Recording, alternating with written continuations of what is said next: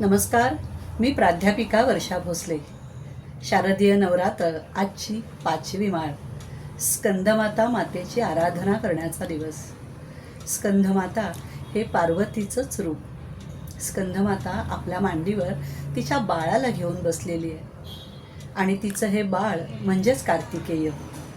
शंकर आणि पार्वती यांचा पुत्र कार्तिकेय, ही युद्धाची देवता.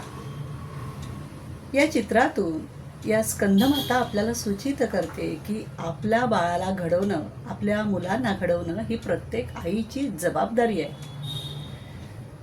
हे संस्कारांचं बीज प्रत्येक आईने दिलं पाहिजे आणि ती जबाबदारी अतिशय चांगल्या पद्धतीने पेलवलीही पाहिजे. आजचा रंग हिरवा. हिरवा रंग हा सृजनाचा रंग. सृष्टी हिरवाईने नटलेली असली की किती सुंदर दिसते. सृष्टीचा रंग हिरवा. पण या हिरव्या रंगातली विविधता पाहताना ही स्कंदमाता आपल्याला सांगत असते, प्रत्येक मूल हे वेगळं असतं आणि प्रत्येक मुलाला त्याच्या कलाने घडवणं ही त्या आईची जबाबदारी असते आणि त्यातूनच आपला पुढचा समाज घडत असतो. त्यामुळे उत्तम आई असणं हे उत्तम समाज निर्मितीसाठी अत्यंत गरजेचं. आणि हे करत असताना आपली मोठी आई, तिची आराधना करणं, चामुंडा देवीची आराधना करणं हेही आपल्या मुलाला शिकवणं तितकंच गरजेचं आहे. माता जिजाऊंनी आपल्या मुलाला म्हणजे शिवरायांना तुळजाभवानीची आराधना करायला शिकवली आणि तुळजाभवानी मातेनं तिचं तेज छत्रपती शिवरायांच्या तलवारीत दिलं आणि त्यांनी अनेक समरांगणं गाजवली.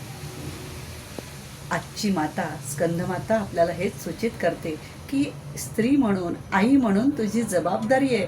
परमेश्वराला घरोघरी जाता आलं नाही म्हणून त्याने आईची निर्मिती केली. आत्मा अधिक ई म्हणजे आ अधिक ई यांचं मिश्रण, आत्मा अधिक ईश्वर म्हणजे आई. या आईने समाज निर्मितीमध्ये आपल्या मुलाला उत्तम घडवणं म्हणजे उत्तम समाजाची निर्मिती करणं आहे, हे स्कंदमाता सूचित करते. या स्कंदमातेच्या चरणी वंदन करत असताना एक आई म्हणून या देशातल्या प्रत्येकीची जबाबदारी आपण समजून या समाज निर्मितीमध्ये हातभार लावत असताना माझं मूल उत्तम तर होईलच, त्याबरोबरीत माझ्या मुलाबरोबर खेळणारे त्याचे सवंगडीही उत्तम असावेत आणि त्यासाठी तशा संस्कारांचं बीज रोवावं हेच सुजलाम सुफलाम देशासाठी गरजेचं आहे, हे शिकवणारी आजची माता स्कंदमाता. तिच्या चरणी वंदन. जय जगदंब, जय दुर्गे.